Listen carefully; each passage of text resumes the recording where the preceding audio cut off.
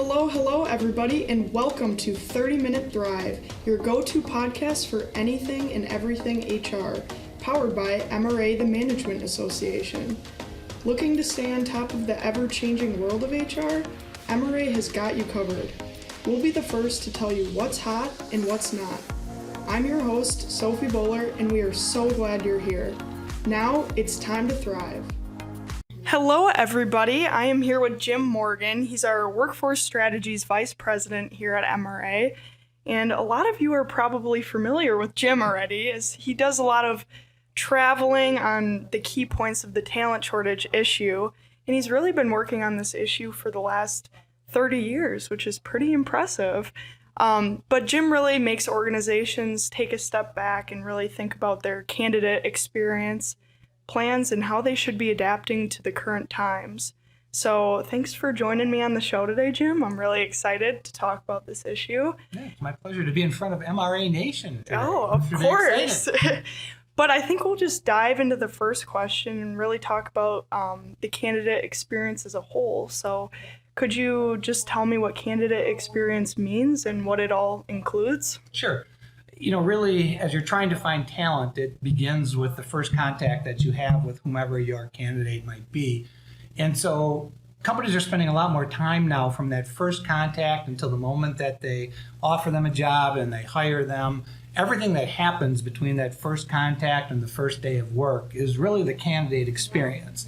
And we haven't had to really think about that in the past, because if we had 200 people applying for a job, we just zipped them through and we took the best one possible.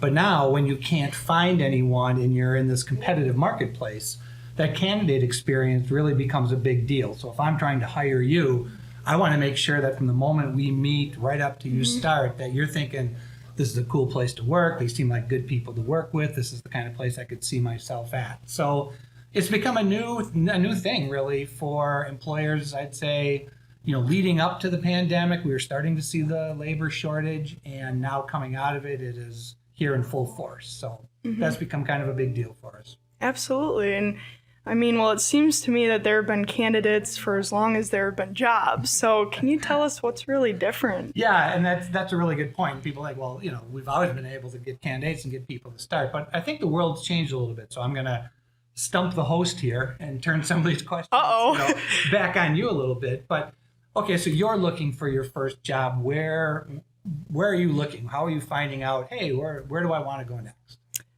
My first instinct would be to go on Google and search up the company I'm looking for, kind of take a look at their website, learn a little bit more on the company through their social media and website. Okay. And what would you be looking for that you'd think, wow, that looks pretty cool. Yeah, I think I want to go there. What would strike you and leave an impression on you?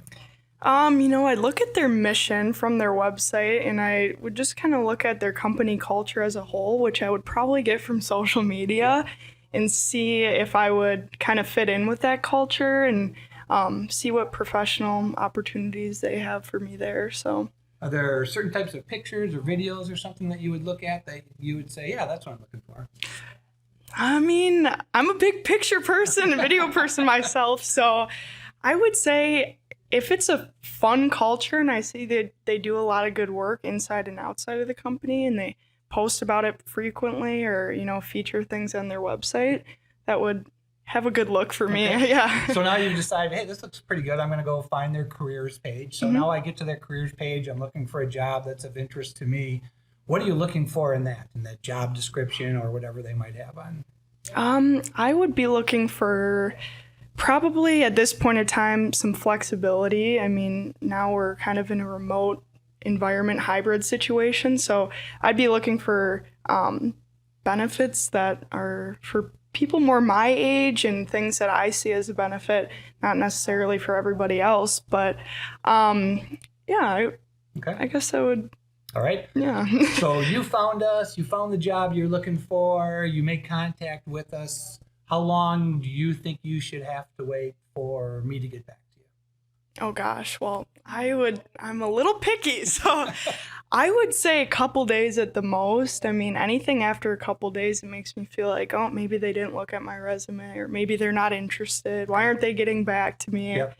I think we expect more fast responses, All definitely. right, just a couple more, and then I'm almost done with you. Okay. So now we said, okay, come on in. How long would you be willing to wait between first contact and starting the job? What's your expectation of how fast a company would move? I would say a week would be a good time from first contact to being hired. Okay. And in that week, do you stop looking, or are you still sort of searching around the world and seeing? No, I would definitely keep searching. I mean, I wouldn't want to limit myself and put all my eggs in one basket, but yeah, definitely be searching for other opportunities. You never know what's going to come up. Yep. I mean, maybe the day before they want to hire me, I find another company. Yep. So. Okay, well, that's helpful. Did I pass? You did pass, and you just freaked out every hiring manager that's probably listening today because they're thinking, a week? What is she, nuts? We can't get that done that quickly. This is sort of the seismic shift in power that's taken place now, that you really, you hold all the cards. You can pretty much decide how fast you want it, whether you're going to keep looking, what else is going on out there. And as a result, that's really what's causing a lot of the consternation for the employers, is because you've grown up in a time where, I don't know that much about your family, but I'll bet you've been in charge of your family just about since the day you were born. You decide when we go on vacation. You decide where we go on vacation. And everybody's, sort of complaining about, oh, these kids, oh, these young kids. And I would say, well, these parents, we're the ones who did it. The baby boomers raised our kids saying, you make all the decisions. And so you're used to being sort of in charge of everything. Mm-hmm. You've also walked into an Amazon world where you can order a pair of sunglasses and watch it go from the manufacturing line into the box, onto the truck, to the distribution center, and you know exactly when it's going to show up.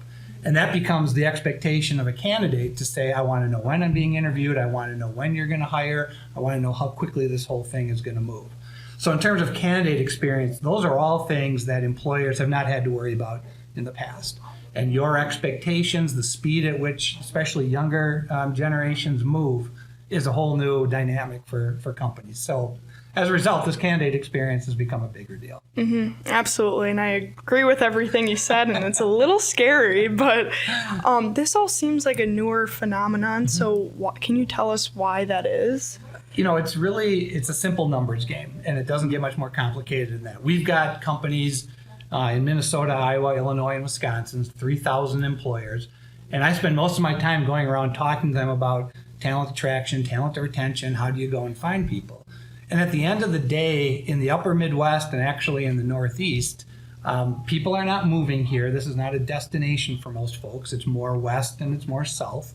We're not having a lot of kids, and so you don't have a natural growth of people. We're not an international destination place. We have a lot of 25-year-olds that are deciding to go somewhere else. One thing we've learned in this whole thing is if you're a 25-year-old, where do you want to go? Where the other 25-year-olds are. It's pretty simple. And we're not really a destination like Austin or the Carolinas or Portland. Mm-hmm. So all of those things are working against us. And so as a result, that's where we get to the point that we don't have very many bodies. And so now companies are having to adjust everything that they do in order to attract you. And so they want you to stay here, they want you to work here, but they got to compete for you now because you have everything at your fingertips. You can go wherever you want to go. So now we've got to work a little bit harder. And that's what's driven this, I think, to the forefront. Right. So now moving into more of your employer recommendations and advice for how they can handle this kind of situation, what are you exactly telling employers to consider to make the candidate experience a positive one and make sure they're adapting to these times? Yeah, I'd basically tell them to go back and listen to what you said in the first 3 minutes of the show, because those are really the answers. The first stop is going to be technological. They're going to go to your website, and they're probably going to do it from their phone. So what does your website look online? How quickly can they navigate it?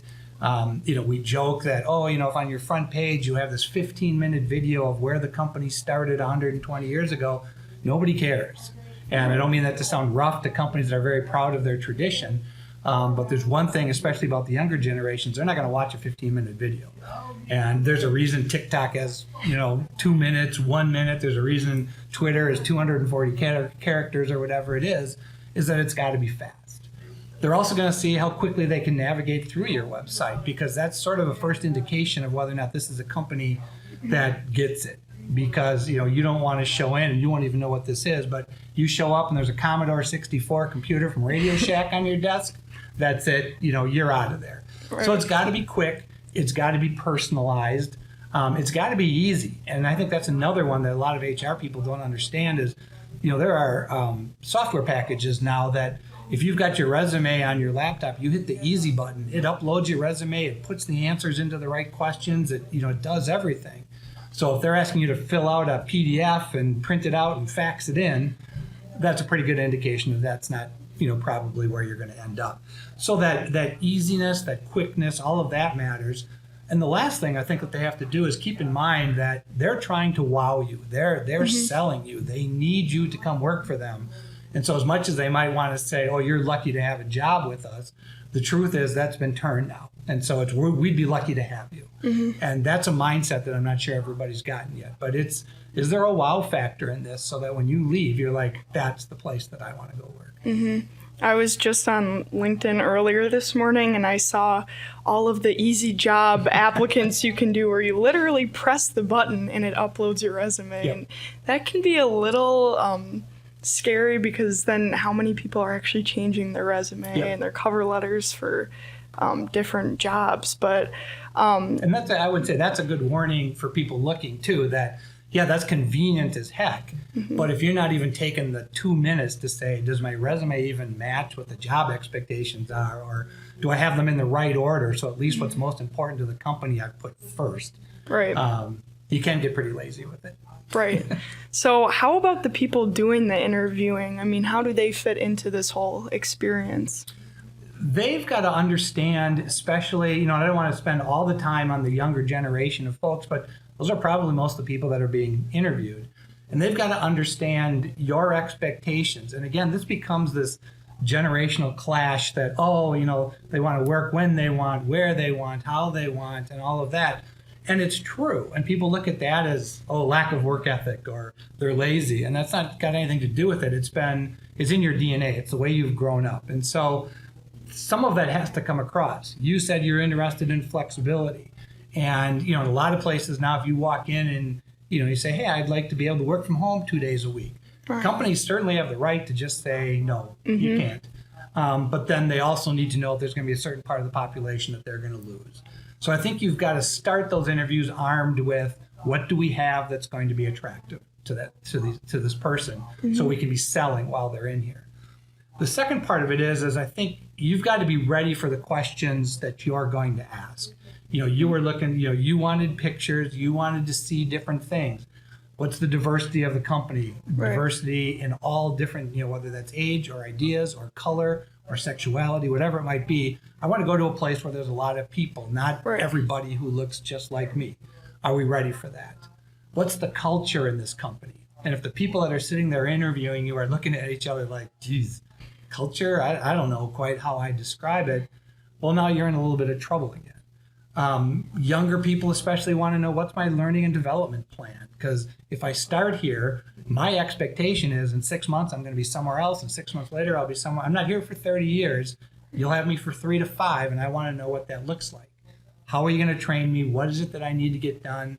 What's my growth strategy here? Because you might be hiring me as a marketing assistant, but I want to be the marketing director and then the vice president of marketing.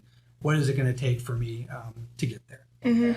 Lastly, I would say they got to be selling. I mean, they really need to be selling that they want you and they think you're important. They can always turn you down later, but for the purpose of the interview and bringing you in, they should have their A game that says, we're trying to get as many people into this pipeline as we possibly can.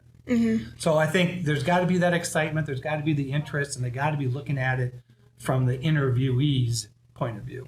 And you just talked about this, but are there any other differences that you can point out in what younger workers are really interested in or looking for that companies should be implementing in their candidate process? I think, what you mentioned is a lot of it. We've got the flexibility is a big one.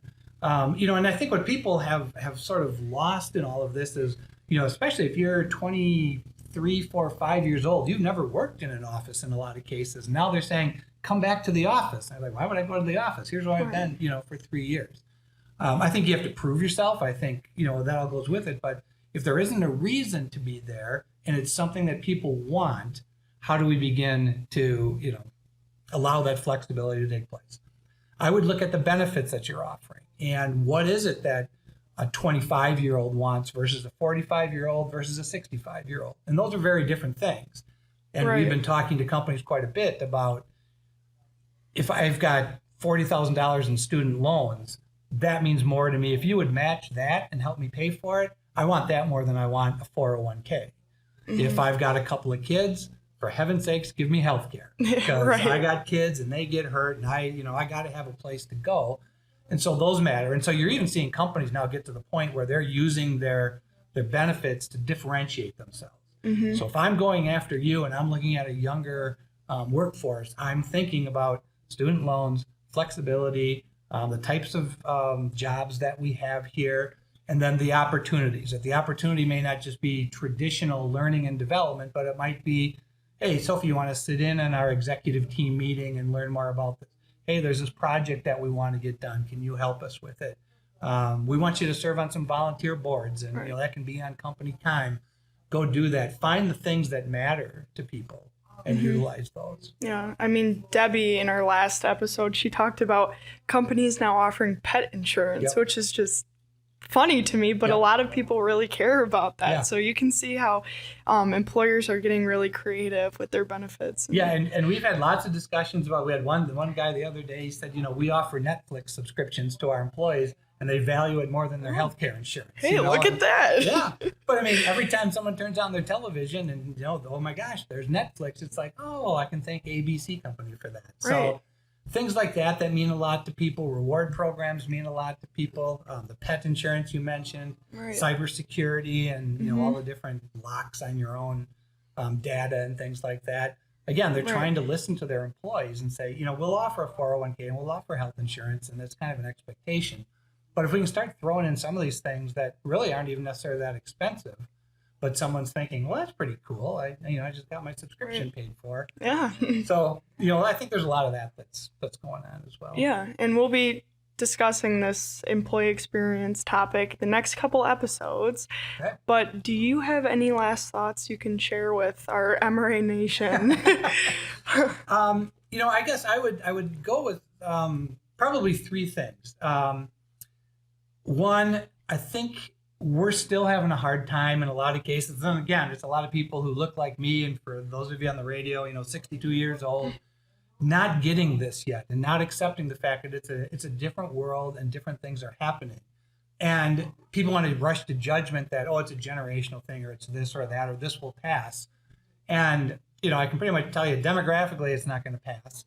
And generationally, I don't think it's going to pass. So we got to figure out some new strategies in terms of how we're doing things. The second thing is you can say, well, I don't think we need to do this or whatever. And that's true. As an employer, you can decide to do whatever you want. But I would encourage you to look at what everybody around you is doing. What's your industry doing? What are the people in the industrial park that you're in doing? Because, we're seeing just a ton of, well, if you're offering $15 a week, an hour, or $15 an hour here, and they're offering 16 there and 17 there and 18 there, that person's just going to bump, to wherever they're going. So it becomes a matter of, in this interview, what are we offering to you that you say, it might be $1 less an hour, but boy, that flexibility, or Friday, dress down, or cookouts every Tuesday, or all kinds of things might be, what someone is looking for and they're willing to accept. And I think the third one that I would say is, candidates talk to each other. And if somebody has a bad experience at a company going through the interview process, or they never called them back, or they never heard from them again, or whatever it might be, they talk to each other. And so if you're not providing a positive experience, it's not only that one person that you've talked to, it's going to be several others. So at the end of the day, I guess if I could give one piece of advice, I would say, have someone go through your candidate experience, whether that's, you pick your kid, or you just get an employee maybe that's new and say, we're going to have you go through this again. Take notes. We want to know what this process looks like. Have a hiring manager go through it and see what it is that you're doing. Because those people will be really honest with you and say, first of all, I can't believe this happened. And second of all, I can't believe it took 3 weeks for this to happen. And third, I can't believe no one was here when I showed up, for the interview. Those are the kinds of things that in this market that you can't have that type of misstep or you're going to be in trouble because now they're going to go someplace else. Right. As you said at the beginning, even when you've maybe got a job interview or you've got a job offer, you're still looking. Mm-hmm. So, this game isn't over till we get there. Right. So the candidate experience and what you're going to talk about next week with the employee experience, I think they're really starting to almost meld into each other. Because I'll leave you with two examples of that. One, we were doing some recruiting for nurses, and the demand for nurses is very high right now. And as people were being interviewed and they would leave, we were texting them before they got to their car to say, congratulations, you got the job, come on back in, we want to wrap this thing up. Because they didn't want to give them the opportunity to go out, see more people. So the candidate experience became the employee experience almost instantaneously. The other one similar to that was a manufacturing facility. They were hiring some CNC operators. And what they did was they interviewed them. They took them out onto the floor. They were showing them everything that was going on. And while they were getting the tour of the facility, the hiring team was deciding whether they wanted to keep them or whether they didn't. Wow. And if they were keeping them, the offer letter was on the table when they got back from the tour. And they just said, congratulations, we'd like you to start, on Monday. Here's the offer letter. And, encourage them to say yes right there because, again, they're going to go home and there could be a message, there could be something else.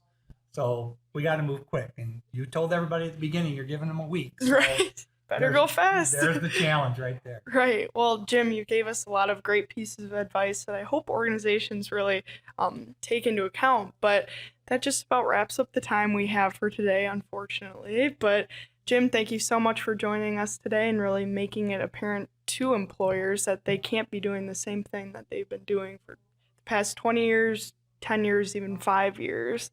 But we've added Jim's LinkedIn profile to the show notes. So if you'd like to connect with him and talk to him a little bit more about his knowledge, I'm sure he'd be happy to chat and connect. I'd be more than happy to. And it's a lot of fun right now because, like I said, we're helping people understand the shortage. We're helping them with the recruitment, the candidate experience, the employee experience. So any of those things, give me a call and we can have a conversation about it. Absolutely. So make sure to connect with him there. But otherwise, we will be continuing the conversation next week when our VP of HR at MRA, James McDevitt, joins us to talk about the onboarding experience. So you won't want to miss that. But thank you again, Jim. I had a lot of fun and we talked about a lot of great stuff. So hope to see you again soon. All right. Anytime. And that wraps up our content for this episode. Be sure to reference the show notes where you can sign up to connect for more podcast updates. Check out other MRA episodes on your favorite podcast platform. And as always, make sure to follow MRA's 30-Minute Thrive so you don't miss out. Thanks for tuning in, and we'll see you next Wednesday to carry on the HR conversation.